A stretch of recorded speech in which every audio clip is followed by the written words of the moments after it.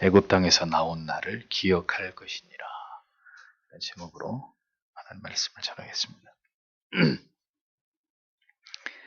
이스라엘의 모든 남자들은 1년에 3번 중앙 성소에 올라와서 지켜야 될 3대 절기가 있었습니다. 그것은 6월절과 77절, 다른 말로 하면 오순절이라고도 하고 맥추절이라고도 하는데 77절, 그리고 마지막으로 초막절이었습니다. 모세는 여기서 출애굽에서 이미 출애굽 23장과 34장에서 이 절기에 관해서 말씀을 했음에도 불구하고 또다시 여기서 이 3대 절기를 다시 이스라엘 백성들에게 강조를 합니다.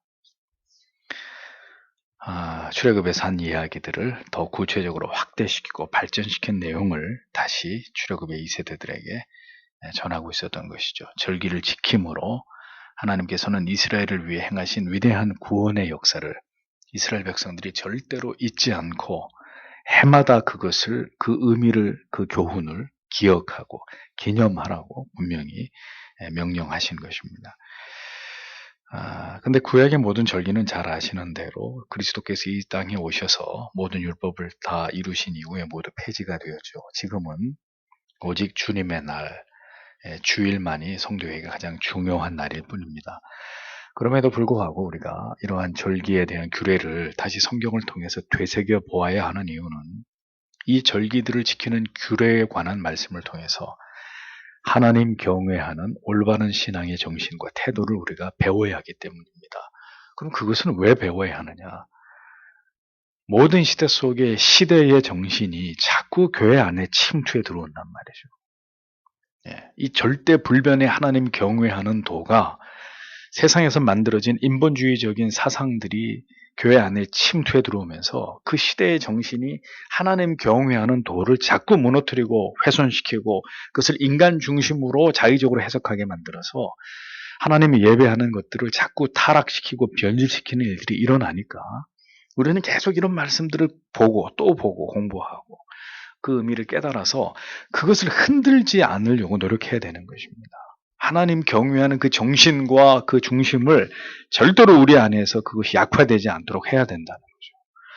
그래서 이런 말씀을 주기적으로 들으면서 우리가 그것을 바로 세우지 않으면 우리도 하나님이 경외하는 도가 점점 뒤로 물러나기 시작하고 신앙에 지켜져야 될 분명한 것들이 다 어떤 시대의 흐름과 유행과 사람의 변질된 생각에 따라서 유연해지게 되는 이런 문제가 생기는 거죠. 그럼 그게 다 뭐가 되는 것입니까? 죄가 되는 거예요, 하나님 앞에. 그래서 그런 일들을 미연에 방지하려면 이미 다 폐지된 절기라도 기록되어진 이런 모세오경의 이러한 중요한 말씀들을 통해서 계속 우리가 다림줄을 내리고 이렇게 하나님을 신앙해야 된다. 지금까지도 그랬듯이 앞으로도 우리의 자녀들, 그 후손들까지도 이런 정신으로 하나님을 신앙하지 않으면 안 된다. 이것을 우리의 뼈에 새겨야 되는 것입니다. 그런 차원에서 오늘의 말씀은 중요한 의미가 있는 것이죠. 16장 1절에서 3절을 보겠습니다. 아비보를 지켜라. 그리고 너는 내 하나님 여호와께 속한 유월절을 행하라. 왜냐하면 아비볼에 내 하나님 여호와께서 밤에 너를 애굽으로부터 인도하셨기 때문이다. 이렇게 기록되어 있습니다. 아비벌은 원래 이스라엘 달력으로 7월인데 이스라엘이 출애굽을 기념하기 위해서 종교력으로 1월로 삼은 달이에요. 이 중요한 날을 우리의 1월로 삼자. 그러니까 종교력으로는 1월이 되는 거예요. 이 아비벌이. 지금으로 말하면 3, 4월에 해당이 됩니다. 아비벌이라는 말의 뜻이 곡식의 이삭, 푸른 싹이라는 의미로 번역이 되기도 하는데 바벨론식으로 얘기하면 꽃의 달이라는 의미로 니산월 이렇게 부르기도 합니다. 약속의 땅에서 처음 지키는 유월절을 통해서 이곳에서의 모든 첫 소출의 그 시작이 하나님께서 베풀어 주신 출애굽의 구원의 은총으로 말미암아서 시작되는 것이다. 그것을 너희가 기억해라. 그것을 기념해라. 이런 차원에서 하나님이 이제 가나안 땅에서도 유월절을 지키라고 말씀하고 계셨다는 거죠. 여호와께서 밤에 너를 애굽에서 인도하여 내셨습니다. 이렇게 기록하고 있습니다. 하나님의 구원의 팔이 이스라엘을 애굽에서 건져내셨다라는 사실을 기억하라는 거죠. 하나님이 너희를 구원해냈다. 애굽 땅에서 너희를 그날 밤에 너희를 거기서 건져냈다. 이것을 잊어버리지 말라는 거예요. 하나님의 구원을 영원히 잊어버리지 않도록 하기 위해서 하나님의 정하신 절기가 패스오버, 유월절이란 말입니다. 자, 여러분, 이것이 우리에게 어떤 영적인 의미가 되느냐? 예수 그리스도로 말미암아 우리가 영원한 지옥의 영벌의 고통에서부터 벗어나서 구원에 이르게 되었잖아요. 우리를 그렇게 구원으로 불러주신 그 하나님의 은혜를 성도는 영원히 잊어버리면 안 된다는 거예요. 애굽에 소망 없는 그 오랜 세월 동안의 포로 생활 속에서 하나님이 그들을 어느 날 하나님의 정하신 때에 모세를 보내서 그들을 그 애굽 땅 종살이 하던 데서 하나님이 건져내셨듯이 무지하고 몽매하고 우리가 전혀 하나님을 알지 못하던 죄 가운데 살아가던 우리를 하나님이 거기서 우리를 건져내셨다. 영원한 지옥의 영벌에 고통당할 운명에서 하나님이 우리를 건져내셨다. 기억하라는 것입니다. 여러분, 우리의 신앙과 삶이 몸이 건조해지는 이유가 무엇인 줄 아십니까? 구원의 감격을 잃어버렸기 때문입니다. 구원의 감격이 식어졌기 때문입니다. 구주 예수 그리스도를 통한 구원의 그 은혜와 사랑에 대한 감격이 소멸됐거나 아니면 모든 은혜와 사랑에서 우리가 멀어질 때 어떻게 돼요? 우리는 영적인 침체에 빠지는 것입니다. 우리를 죄에서 그 무지와 어두움에서 건져주셨던 은혜를 성도는 기억하면서 살아가야 합니다. 우리가 어떤 죄악 가운데서 헤매이며 살아가고 있었는지를 여기 오늘 이 자리에 오기까지 과거에 우리가 어떤 어리석은 죄의 그 족소에 묶여가지고 그런 죄를 지으면서 그 죄 가운데 헤매이고 살았던 자인지를 잊어버리지 말라는 거죠. 우리의 미래가 하나님 안에서 복되고 생명으로 넘치기 위해서는 우리에게 베풀어 주신 과거에 우리에게 하나님이 베풀어 주신 그 은혜를 그곳으로부터 나를 건져내셨던 그 은혜를 우리가 잊지 말아야 되는 것입니다. 하나님께서는 이스라엘 백성들에게 성경을 잘 보십시오. 계속해서 구약에 반복되는 말씀이죠. 기억해라, 기억해라, 기억해라. 너뿐만이 아니라 네 자식들에게까지 가르치고 기억하게 해라.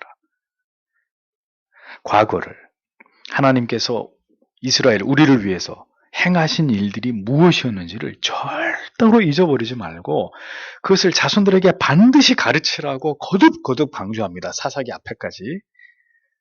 그런데 결국은 사단이 나는 거죠. 사사기에 접어들면서. 그 사사기에서 이스라엘 백성들이 그렇게 엉망진창이 되어버리는 이유를 뭐라고 얘기합니까? 하나님을 잊어버렸기 때문이다. 이후의 세대들이 하나님을 잊어버렸기 때문이다. 이렇게 사사기가 적고 있습니다. 기억하라고. 기억하고 잊어버리지 말고 계속 자자손손에게 가르치라 그랬는데 그 이후의 세대들은 하나님이 어떤 분인지 그분이 우리 조상들에게 무슨 일을 행하셨는지를 아무도 기억하는 자가 없었다고 했습니다. 그러니까 그런 영적인 오합지졸들이 일어나고 엉망진창해서 그야말로 이 춘추 전국시대 같은 이스라엘의 대혼란이 도래한 거죠. 물론 하나님이 그 가운데 또 사사를 세워서 그 문제들을 풀어가지만 그 역사가 계속 반복되는 것이 성경에 기록되어 있지 않습니까? 그게 기억해야 된다는 거예요. 하나님이 가장 우리에게 원하시는 것은 성경을 활자로 우리의 손에 하나님을 사랑하는 모든 민족들에게 이 성경을 우리의 손에 쥐어주신 이유가 뭐겠습니까? 기억하라는 거예요. 이렇게 새겨놓지 않으면 다 잊어버리니까 다 자기 나라의 말로 활자로 성경 책을 만들어서 이 하나님의 말씀을 보고 들으면서 기억하라는 거예요. 하나님 우리에게 베푸신 구원을 그 크신 은혜와 사랑을 기억하면서 죽을 때까지 살아가라는 거죠. 과거를 잊지 않으면서 오늘 우리에게 베풀어 주신 은혜를 기억하고 감사함으로 우리가 깨어 있을 때 우리의 미래는 계속 하나님과 동행하는 기쁨을 누릴 수 있는 것입니다. 과거를 잊은 성도에게 미래는 없는 거예요. 국가든 개인이든 하나님을 잊은 자들에게는 고통과 멸망만이 기다리고 있을 뿐입니다. 우리는 우리에게 베푸신 구원의 은혜를 그 처음 사랑의 감격을 잃어버리지 말아야 합니다. 그리스도께로부터 받은 그 구원의 은총을 망각할 때 우리의 삶은 방종하게 되고 총체적으로 무기력해지게 되고 힘을 다 잃어버리게 되는 것입니다. 우리를 구원으로 인도하신 하나님을, 주 예수 그리스도의 십자가의 구속의 사랑과 은혜를 기억하는 것. 하나님의 모든 시대의 자기 백성들에게 바라시는 바이다 라는 것을 잊지 마셔야 합니다. 그러니까 유월절을 지키라는 것은 너희를 구원하시는 하나님을 기억하라, 이런 의미예요. 그리고 그 하나님의 구원은 하나님의 아들 독생 성자 예수 그리스도를 통해서 이루어질 것이라는 것을 유월절의 모든 그 유월절을 지키는 예식 안에 그것들이 다 예표되고 있고 상징되고 있는 것이 드러나고 있는 거죠.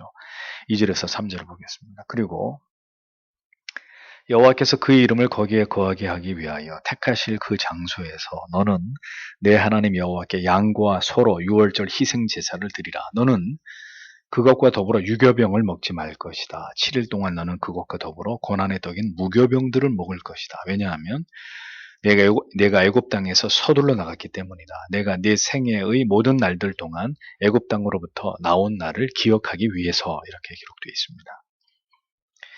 하나님께서 이스라엘 백성들에게 하나님의 이름을 두신 거룩한 장소인 성소로 나와 하나님께 양과 소로 유월절 번제를 드리라, 이렇게 명령하셨습니다. 여기서 하나님의 이름을 두셨다라는 의미가 뭐겠습니까? 하나님의 임재를 상징하는 것이죠. 하나님께서 이스라엘 백성들 가운데 함께 거하고 계신다는 것을 뜻하는 것입니다. 그러니까 하나님께서는 어떤 분이시냐? 그 백성들 가운데 항상 그들과 함께 하기를 원하시는 하나님이라는 거죠. 그래서 하나님의 아들의 이름이 뭡니까? 임마누엘, God with us. 이스라엘의 가장 중앙에 성소를 지으라고 명하시고 내가 그 장소에 있다. 내가 그 장소에 항상 너희와 함께 있을 것이다. 내 이름이 거기 있다. 구별된 장소. 하나님이 자기 백성 속에 계시는 그곳. 하나님이 그곳으로 나아오라고 자기 백성들을 부르십니다. 하나님께서는 항상 우리들과 함께 하시기를 원하시는 분이시기 때문에 우리가 죄를 지어도 하나님과 분리되었어도 하나님은 그런 죄인들을 그대로 내버려 두시는 하나님이 아니에요, 절대로. 그래서 하나님이 어떻게 하시는 거예요? 아들을 이 땅에 인간의 모습으로 보내시고 그분을 통해서 하나님 자신을 드러내시고 다시 그 하나님과 깨어진 관계를 회복시켜서 하나님이 다시 우리 안에 거하시게 만들므로 우리에게 영원히 살 길을, 새로운 길을 열어주신 거잖아요. 그게 누구의 열심 때문입니까? 우리의 열심이에요? 아니에요. 도무지 떨어지기를 원치 않는, 언제나 우리 안에서 우리와 함께 하기를 원하시는 하나님의 열심의 결과물이잖아요. 양과 소와 유월절의 모든 희생제물은 뭘 상징할까요? 곧 우리의 죄를 위해서 자기를 희생하시는, 자기 자신을 속죄의 제물로 드리신 예수 그리스도를 상징하는 것입니다. 여기서 그 다음에 무교병을 먹으라고 했습니다. 무교병, 히브리어로 마초트라는 말인데 이것은 발효되지 않은 밀가루 빵을 의미합니다. 이 빵은 어떻게 먹느냐? 돌이나 숯불 위에다가 급하게 구워가지고, 그러니까 집에서도 여러분이 충분히 만드실 수 있어요. 밀가루 반죽하신 다음에 넓게 펴가지고요, 후라이팬에다가 그냥 구우면 돼요. 아무 맛도 없겠죠. 네. 쉽게 말하면 그런 빵입니다. 그러니까 이 빵을 고난의 빵이라고 부르는 이유는 애굽에서 400년 동안이나 고통을 당한 이스라엘이 그 긴 세월 동안에 그렇게 고통을 당하는 삶을 살았다. 그들의 그 노예 생활, 고통을 상징하는 것이고요. 무엇보다 출애굽을 할 때 급하게 하나님이 그들을 재촉해서 출애굽을 시키는 과정에서 발효를 시킨 빵을 미처 준비하지 못하고 그냥 밀가루 반죽만 가지고 나오는 이런 상황이었단 말이죠. 그러니까 그걸 기억하라는 거죠. 너희 하나님이 너희를 시급히 건져내기 위해서 너희를 그렇게 애굽에서 이끌어낼 때의 그때의 그 상황, 그래, 누룩을 넣지 않아서 채 빵이 부풀지도 않았는데 그냥 반죽만 된 상태로 그 빵을 둘둘 싸서 그렇게 나오던 그때를 기억하라는 거죠. 유교병은 하메츠라는 말인데요, 히브리 말로. 이것은 누룩을 넣어서 발효를 시킨 제대로 빵을 만든 그런 빵입니다. 보통 이 빵을 포도주와 함께 곁들여서 찍어가지고 이렇게 이제 먹는 게 유대인들의 주식이었는데, 근데 이것은 이 누룩을 넣은 빵은 애굽의 음식을 상징하기 때문에 유월절에는 절대로 먹어서는 안 된다, 이렇게 하나님이 말씀하신 거죠. 하나님께서 이스라엘 백성들에게 과거를 기억하라고 말씀하십니다. 고통을 기억하라는 거예요. 그 유교병을 먹으면서, 아니 무교병을 먹으면서 너희의 과거를 기억해라. 너희가 고통당하던 때가 있었던 것을, 너희의 실체를 잊어버리지 말라. 그 고통에서 건져내신 분이, 그 주체가 누구인지를 잊어버리지 말라는 거예요. 누룩을 넣지 않은 고통의 빵을 일주일 동안 먹으면서, 그래 과거에 우리가 이렇게 소망 없는 노예로 고통당하며 살았었는데 하나님이 우리를 그 가운데서 건져내셨지, 기억하라는 거예요. 여러분 기억하고 계십니까? 그리스도 밖에서 여러분들이 하나님의 큰 은혜를 받으시기 전에 우리가 무지하고 목매할 때 온갖 죄를 지으면서 그렇게 어리석고 무지한 삶을 살아가던 때를 기억하고 계십니까? 그 죄악의 사슬에 얽매여 가지고 그렇게 하나님의 마음을 아프게 하고 그렇게 살아가던 때를, 성도 여러분, 우리는 잊어버리면 안 됩니다. 죄책감에 시달리란 뜻이 아니고요. 그런 죄 가운데 있던 나를 하나님이 건져내셨다. 그걸 기억해야 되기 때문에 내가 예수 밖에서 은혜 없이 살아갈 때, 바른 하나님의 말씀에 대한 지식과 깨달음이 없을 때 어떻게 짐승 같은 삶을 살았는지를 잊어버리면 안 되는 거죠. 오직 예수 그리스도의 은혜와 우리를 죄악에서 건져내신 성령의 역사를 통해서 그 모든 과거로부터 벗어나게 하신 것이 하나님의 은혜다. 이것을 절대로 잊지 말라고 성경은 우리에게 말씀하는 것입니다. 어떤 은혜를 입었는지, 어떤 사랑을 내가 받았는지, 우리의 어떤 추악한 과거로부터 건지움을, 죄의 포로에서 해방되게 되었는지, 이것을 기억하면서 하나님의 은혜와 사랑을 찬양하고 감사하는 성도의 삶을 살아가라는 것입니다. 성도의 삶은 그냥 살아가는 삶이 아니에요. 몸이 건조하게 그냥 그렇게 살아가는 삶이 아닙니다. 기억하고 감사하고 감격하고 하나님을 찬양함으로 살아가는 삶이어야 합니다. 과거에 대한 그 감사를 바탕으로 미래를 바라보고 우리를 향하신 하나님의 뜻을 위해서 살아가는 그러한 삶이 되게 해야 하는 것이죠. 이같이 행하여 너희 평생에 항상 내가 애굽 땅에서 나온 나를 기억할 것이니라, 이렇게 기록되어 있잖아요. 평생의 성도는 그것을 마음에 새기고 살아가는 자들이어야 하는 것입니다. 성도에게 기억할 과거가 없다는 것은 바라보아야 할 약속의 미래가 없다는 뜻입니다. 그러므로 우리는 오늘의 우리의 변화된 삶이 모두 예수 그리스도로 말미암은 은혜라는 걸 깨닫고 그것을 늘 기억하고 간직하고 또 되새기고, 주여 감사합니다. 모든 게 주님의 은혜입니다. 그렇게 기억하면서 살아가는 것이 하나님의 자녀들을 향한 하나님의 뜻이요 그분의 명령이라고 신명기는 가르쳐주고 있는 것이죠. 4절을 보겠습니다. 그리고 7일 동안 너의 모든 지경 안에 누룩이 결코 너에게 보이지 않게 할 것이다. 그리고 내가 첫날에 해질 때 제물로 드린 그 고기에 조금이라도 아침까지 결코 두지 말 것이다. 이렇게 기록되어 있습니다. 성도 여러분, 누룩은 성경에서 뭘 상징하죠? 뭘 상징합니까? 누룩은요? 죄를 상징합니다. 성경에서 영혼을 부패시키는 죄를 상징합니다. 누룩은 히브리어로 세오르라는 말인데 그 의미는 부풀다, 이런 뜻이에요.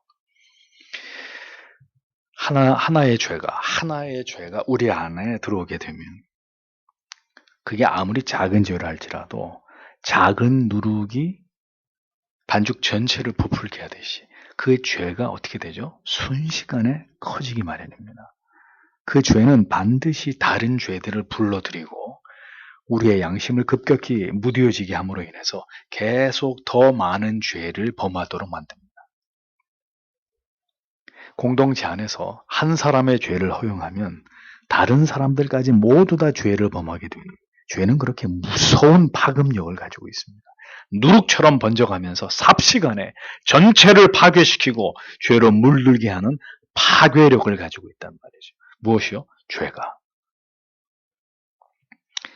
그렇기 때문에 죄에 관해서는 예외가 있어서는 안 됩니다. 죄를 허용하게 되면 그 잘못된 선례가 공동체 전체를 위험에 빠뜨리고 죄로 물들게 하는 이런 문제가 발생할 수 있는 것입니다. 그래서 교회가 무엇이 있어야 돼요? 권징과 치리가 있어야 되는 것입니다. 일벌백계로 다스려서 죄의 확산을 막아야 되는 것은 성경이 교회들에게 주신 분명한 명령이란 말이죠. 하나님께서는 아예 7일 동안에는 집안에서 모든 누룩을 보이지 않게 하라고 했습니다. 보이지 않게. 그래서 특별히 이 기간에 유대인들은 자기 집안에 있던 누룩들을 다 이방인들에게 팔았다고 하죠. 집안에 어디서도 누룩이 눈에 띄면 안 되니까 집안에 누룩 자체를 두어서는 안 되기 때문에 그 기간 동안에는 누룩을 이방인들에게 다 팔아버렸습니다. 이스라엘은 아비벌에 누룩을 집에서 모두 제거하고 7일 동안 무교병을 먹어야 했습니다. 만약 이 기간 중에 유교병을 먹는 사람이 발생한다. 아, 나는 이 딱딱한 빵 맛없어서 도저히 못 먹겠어. 나는 그렇게 하고 싶지 않아. 해서 누룩을 넣은 빵을 먹다가 발각이 되면 이스라엘의 회중에서 영원히 끊어지게 되는 거예요. 추방. 내쫓아 버리는 거죠. 누룩을 보이지 않게 하고 하나님께 첫날 해질 때 제물로 드렸던 짐승의 고기는 밤을 새워 아침까지 두지 말라 이렇게 명령하셨습니다. 자, 6월절에 제물로 드린 어린 양은 예수 그리스도를 예표한다고 했습니다. 그러므로 그리스도의 살과 피를 상징하는 제물을 아침까지 방치해 두므로 그 가치를 헛되이 함부로 소홀히 여기지 못하도록 하나님은 그렇게 명령하신 거죠. 누룩을 보이지 말게 하라는 것은 죄를 드러내게 하지 말라는 뜻입니다. 죄를 드러내지 말라는 뜻이에요. 자, 이 시대가 어떻게 되어버렸습니까? 여러분, 지금 우리가 살아가는 이 시대를 보세요. 왜 모든 감춰졌던, 과거에는 부끄럽고 수치스러워서 감춰졌던 죄들이 죄다 밖으로 다 드러나가지고 죄가 아닌 듯, 분명히 죄고 추악한 악인데도 죄가 아니고 악이 아닌 듯, 그렇게 죄가 밖으로 다 드러났는데도 죄를 죄라고 말하지 못하는 이런 시대가 되어버렸습니다. 왜? 그리스도인들의 누룩이, 교회의 누룩이 너무 많이 드러나 버렸기 때문이에요. 거룩하고 순결하게 어린 양의 보혈로 씻음을 받은 자들이 세상 속에서 성별된 삶으로 빛과 소금이 되어야 하는데 온통 죄의 누룩을 드러냈단 말이에요. 누가? 교회가 먼저. 예수 믿는 사람들이 먼저. 그러니 결국 세상도 그렇게 갈 수밖에 없는 거 아니에요. 교회와 성도들이 부끄럽지 않게 자기의 누룩들을 다 세상에 드러냈으니까 세상도 이제 더 이상 수치와 부끄러움을 모르고 자기들이 어두운 데서 저지르던 모든 죄악된 것들을 다 드러내고 이거 죄 아니네. 우리가 지금 그런 세상에 살고 있는 거란 말이죠. 하나님께 드린 제물의 고기를 성별해야 하는데 이 땅의 교회와 성도들이 그리스도의 이름을 존귀하게 여기지 않는단 말입니다. 그리스도인들의 삶들이 그리스도를 높이는 삶을 살아가고 있지 않단 말이죠. 우리가 이것부터 개혁하고 회개하고 고치지 않으면 세상을 바꿀 수가 없는 거예요. 그리스도를 뜻하는 양과 소를 바치고 그것을 먹고 남는 거 없이 다 제해버려야 되는데 그 다음날 아침까지 그걸 내버려 두는 거예요. 그리스도를 상징하는 그 6월절의 번제의 고기를 내버려 두는 거죠. 우습게 여기는 거예요. 예수 그리스도의 그 존귀하신 이름을 세상은 고사하고 교회와 성도를 조차도 그리스도를 높이는 삶을, 그 거룩과 순결을 지향하지 않는 거죠. 삶 속에서. 그러니 세상 사람들이 예수 그리스도를 우습게 여기는 거죠. 크리스마스인데도 크리스마스가 뭔지도 모르고 그냥 그날을 흥청망청 즐기고 먹고 노는 그런 휴일로 여기고 이 세상이 미쳐 돌아가는 걸 보십시오. 거룩한 것을 거룩하게 구별하지 않을 때 그것은 고스란히 죄가 되는 것입니다.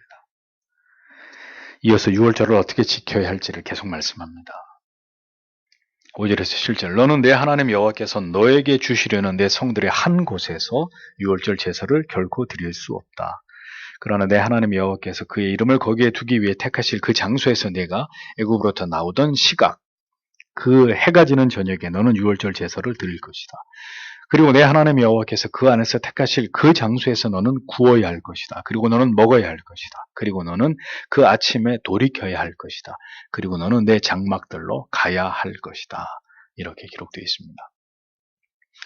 유월절은 각 성, 각 처소에서 제사를 드리는 게 아니었습니다. 하나님의 정하신 날짜, 정하신 시간, 정하신 장소에서 유월절 제사를 드려야 했습니다. 즉 중앙성소에서.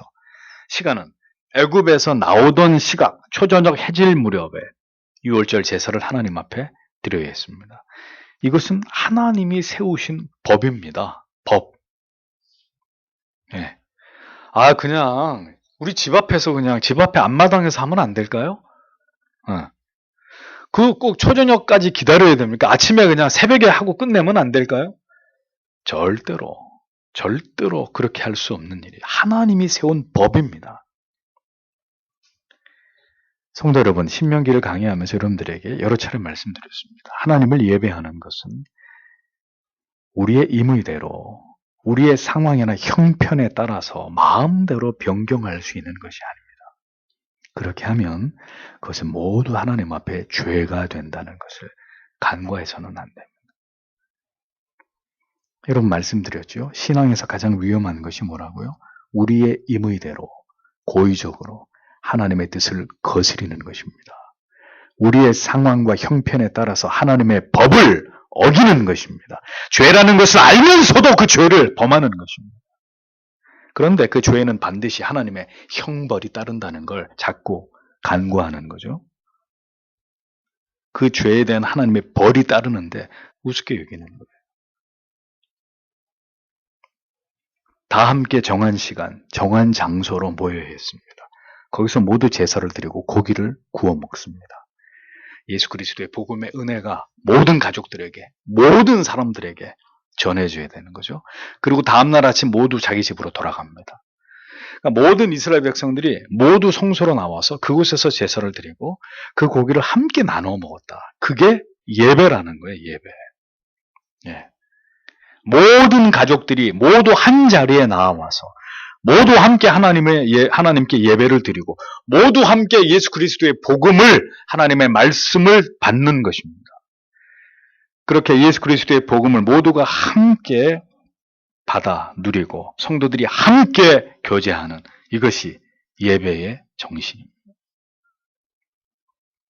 그것을 어기는 것은 하나님 앞에 죄가 되는 것입니다. 설교의 서두에서 말씀드렸습니다. 시대가 자꾸 바뀌니까 우리 마음대로 자꾸 예수를 믿으려고 하는 거예요. 우리 마음대로 교회 가고 우리 마음대로 헌금하고 우리 마음대로 봉사하고 우리 마음대로 그냥 그렇게 생각하는 순간 우리는 성경으로부터 멀어지는 거예요. 그건 기독교의 신앙과 무관한 것이 되고 마는 거예요. 하나님이 두렵지 않으십니까?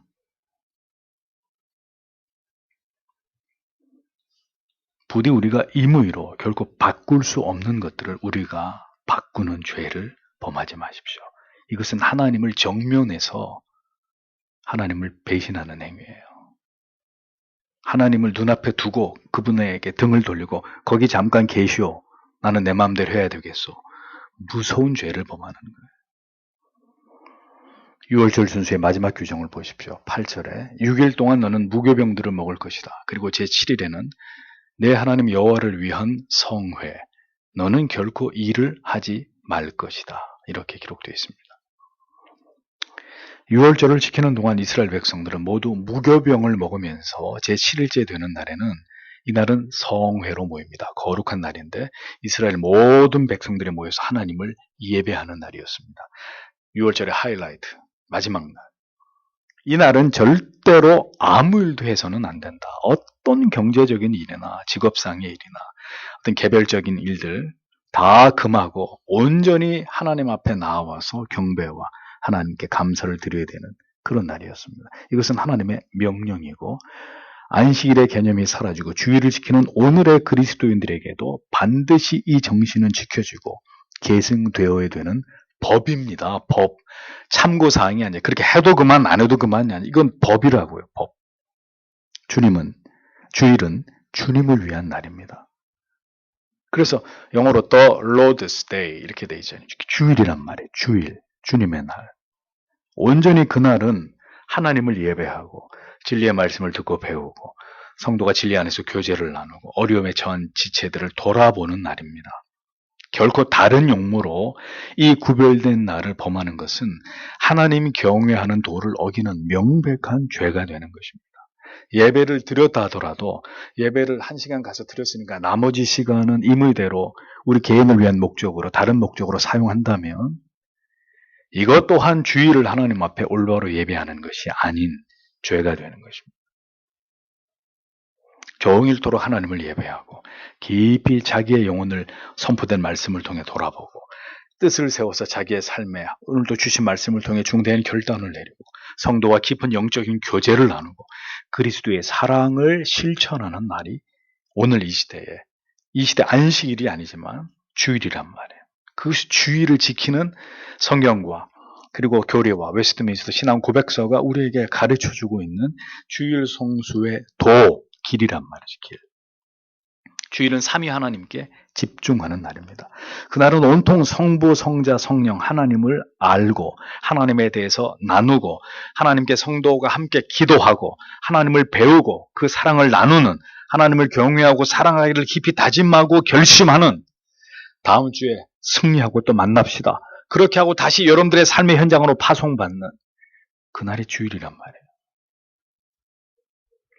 그래서 주일을 올바로 지킬 때 믿음은 강화되고 은혜는 더 풍성해지고 삶의 의미를 더 분명하게 깨닫게 되고 내 삶이 올바른 방향을 향해 지향해 나갈 수 있는 은혜를 얻게 되는 것입니다. 하나님의 백성들. 주일에 언제나 세상 일과 개인의 일로 예배와 교제에 집중하지 못하게 되면 신앙은 반드시 뒷걸음질 치게 되는 것이고 그리고 그가 세상에서 도모하는 모든 일들은 다 하나님의 도우심으로부터 멀어지게 되는 일들이 되고 마는 거예요. 척박하고 권고하고 죄에서 벗어나지 못하는 삶이 지루하게 이어지게 될 뿐인 것입니다. 그러니 오늘도 안타까운 것은 오늘도 얼마나 많은 그리스도인들이 주의를 무성의하고 부주의하게 그리고 형식적으로 지키고 있는지 모릅니다. 그렇게 주의를 지키는 성도님들의 삶을 보면 알아요. 은혜가 없어요. 지리멸렬하고 구태의연하고 늘 똑같이 그런 죄를 지으면서 세상에서 무기력하게 살아가는 그 삶이 계속 반복되고 있는 게 보인다고요. 그 모든 총체적인 이유와 원인이 어디에 있느냐? 주일의 실패에 기인하는 예배의 실패에서 오는 거예요. 근데 그걸 못 깨닫는단 말이죠. 그러니 계속 악순환 되는 거예요. 악순환. 하나님이 특별한 은혜를 통해서 그 반복되는 악순환의 고리를 끊으시고 그에게 하나님이 큰 은혜를 부어서 지금까지 내가 예수 믿는 게 가짜였구나. 내가 진짜 아무 생각 없이 교회를 다녔던 교회 안에 있었지만 내가 불신자였구나 하고 쏟아지듯 자신의 영혼의 상태를 보면서 깨어나는 은혜를 받지 못하면 계속 그렇게 예수 믿는 거예요. 그냥 지극히 형식적인 예배에 참여하고 다시 세상에 나아가면 불신자와 거의 다르지 않은 이런 삶을 살아가면서 세상 좋아하고 세상 음악 좋아하고 세상 사람들 좋아하면서 정신없이 이렇게 살다가 주일이냐? 또 그러면 교회 오는 거고 와서 앉아있다가 가는 거고 안타까운 일입니다. 안타까우니까 왜 그런지를 알아야 되는 거죠. 내 삶이 왜 이런지에 대해서 이렇게 하나님의 말씀 앞에서 그걸 규명해 봐야 되는 거예요. 왜 내 영혼의 상태가 내 삶이 이러한지에 대해서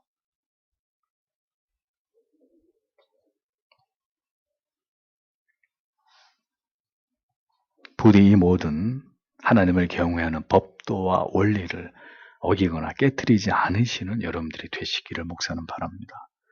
이 모든 것이 우리가 진실로 여호와 하나님을 경외하고 우리에게 베푸신 구원을 진정으로 기뻐하고 감사하게 여기는지에 대한 우리 모두의 신앙의 고백이 되어야 되는 거죠. 그런 것들을 이렇게 통과하면서 끊임없이 우리 자신을 점검하는 거예요. 주일을 지나가면서 이렇게 수요일 날, 금요일 날 말씀을 듣고 기도를 하는 성도님들과 대화를 하고 이런 말씀을 하시는구나. 이런 말씀을 또 듣고 깨닫게 하시네. 이런 교회 안에서의 모든 예배와 성도의 교제와 이런 모든 거룩한 활동을 통해서 계속 자기 자신을 피드백해야죠.